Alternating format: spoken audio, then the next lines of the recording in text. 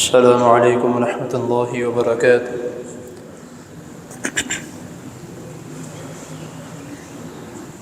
نحمده ونصلي على رسوله الكريم، اما بعد، احسن الكلام كلام الله واحسن الهدي هدي محمد صلی اللہ علیہ وسلم۔ حضرات محترم، اللہ تعالیٰ کی توفیق سے ماہ رمضان، ماہ قرآن کے احکام و مسائل آپ کے سامنے اختصار کے ساتھ بیان کیے جا رہے ہیں۔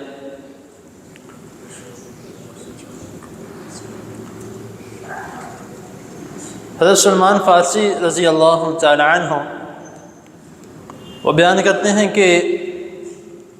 رسول اللہ صلی اللہ علیہ وسلم رمضان المبارک کے آنے سے چند روز پہلے ہمیں رمضان کی تیاری کے متعلق ترغیب دیا کرتے تھے کہ رمضان المبارک میں کون کون سے اعمال کرنے ہیں، کس طرح کرنے ہیں، کیسے کرنے ہیں اور کیوں کرنے۔ اسی طرح اللہ تعالیٰ کے فضل و کرم سے نبی کریم صلی اللہ علیہ وسلم کی اس سنت پر عمل کرتے ہوئے رمضان المبارک سے چند روز پہلے میں بھی آپ کے سامنے رمضان المبارک کی چند باتیں اور چند مسائل بیان کر رہا ہوں۔ جس طرح میں نے پہلے درس میں بیان کیا تھا کہ رمضان المبارک کے چند نام اور بھی ہیں، جس میں شہر المبارک، شہر الصبر، شہر المواسات، شہر الصیام، اس طرح کے نام بھی آتے ہیں۔ تو اسی طرح رسول اللہ صلی اللہ علیہ وسلم نے جو حضرت سلمان فارسی رضی اللہ تعالیٰ عنہ وہ حدیث بیان کرتے ہیں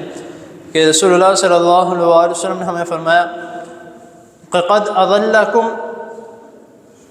کہ تمہارے اوپر ایک ایسا مہینہ آنے والا ہے جو کہ شہر المبارک ہے، مبارک مہینہ ہے، برکت والا مہینہ ہے، اور وہ مہینہ شہر الصیام، روزوں کا مہینہ ہے، اور وہ مہینہ شہر الصبر، صبر کا مہینہ ہے۔ اور اس کے بعد رسول اللہ صلی اللہ علیہ وسلم نے اس مہینے کی فضیلت بیان کرتے ہوئے فرمایا کہ یہ مہینہ ایسا مہینہ ہے کہ اس مہینے میں جو کوئی نفل عبادت کرتا ہے تو وہ اس کے لیے اس طرح ہے جس طرح وہ باقی مہینوں میں فرض عبادت کرتا ہے، فرض کام کرتا ہے۔ اور جو اس مہینے میں فرض عمل کرتا ہے، اور ساتھ رسول اللہ صلی اللہ علیہ وسلم نے یہ بھی فرما دیا کہ اس مہینے میں اللہ رب العزت نے روزوں کو فرض قرار دیا، اور جو قیام ہے، رات کا قیام، وہ نفل قرار دیا۔ تو ساتھ ہی نبی کریم صلی اللہ علیہ وسلم نے یہ بھی فرما دیا کہ اس مہینے میں نفل کام کرنے کا یہ ثواب ہے کہ جس طرح باقی مہینوں میں فرض کام کرنے کا ہے۔ اور اس مہینے میں جو فرض ادائیگی کرتا ہے، یعنی کہ رمضان کے روزے رکھتا ہے، فرض روزے ہیں، تو وہ اس طرح ہے جس طرح باقی دنوں میں 70 فرض ادا کرنے کا ثواب ہے۔ اور ساتھ ہی ساتھ رسول اللہ صلی اللہ علیہ وسلم نے یہ بھی فرما دی کہ یہ شہر المواسات ہے، یعنی کہ ہمدردی کرنے والا مہینہ ہے، لوگوں کا خیال رکھنے والا مہینہ ہے۔ جو شخص اس مہینے میں اپنے مسلمان بھائی کو روزہ افطار کرواتا ہے تو اللہ تعالیٰ اس کے مال جان میں برکت عطا فرما دیتے ہیں۔ جو اس مہینے میں اپنے مسلمان بھائی کی افطاری کرواتا ہے تو اللہ تعالیٰ اس کے لیے ایسے کر دیتے ہیں جیسے اس نے بھی وہی روزہ رکھا ہو، اس نے افطار کیا، یعنی کہ جس کا روزہ افطار کروا رہا ہے اس کو بھی روزے کا ثواب مل رہا ہے اور اس کو بھی روزے کا ثواب مل رہا ہے۔ سبحان اللہ، یعنی کہ اس نے اپنا روزہ رکھا ہے تو اس کا مطلب کیا ہوا، اس کو 2 روزوں کا ثواب مل رہا ہے۔ تو رسول اللہ صلی اللہ علیہ وسلم نے اس مہینے کی جو ہمیں ترغیب دلائی ہے، اور اس مہینے کا رسول اللہ صلی اللہ علیہ وسلم نے ہمیں جو عمل سکھایا ہے، تو ہمیں کوشش کرنی کہ اس کے مطابق چلیں انشاءاللہ تعالی۔ یہ مبارک مہینہ ہے تو اس میں بابرکت طریقے سے اچھے اعمال کیے جائیں۔ صبر کا مہینہ ہے، اس میں صبر تحمل اختیار کیا جائے، اور صرف اسی مہینے میں نہیں، میں اکثر اپنے دروس میں ایک بات کہتا ہوں کہ یہ ایک مہینہ جو ہے یہ ہمارے لیے ایک پریکٹس کا مہینہ ہوتا ہے کہ ہم نے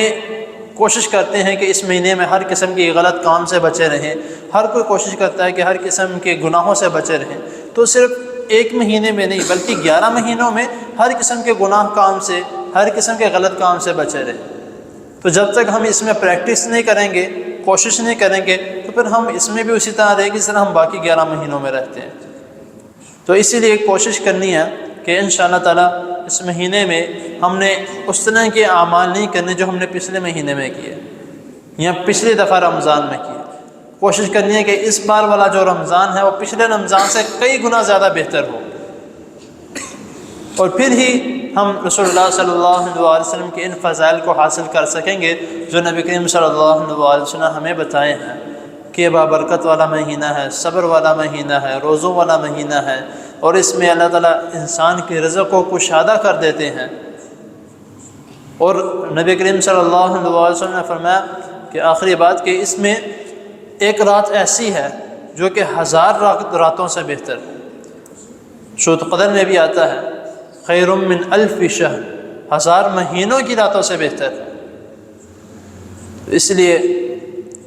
اللہ تعالیٰ کی حضور دعا ہے اللہ تعالیٰ ہمیں اس مہینے کا اچھے طریقے سے فائدہ اٹھانے کی توفیق عطا فرمائے، اس میں فرض بھی اور باقاعدہ نفلی اللہ تعالیٰ ہمیں عمل کرنے کی توفیق عطا فرمائے۔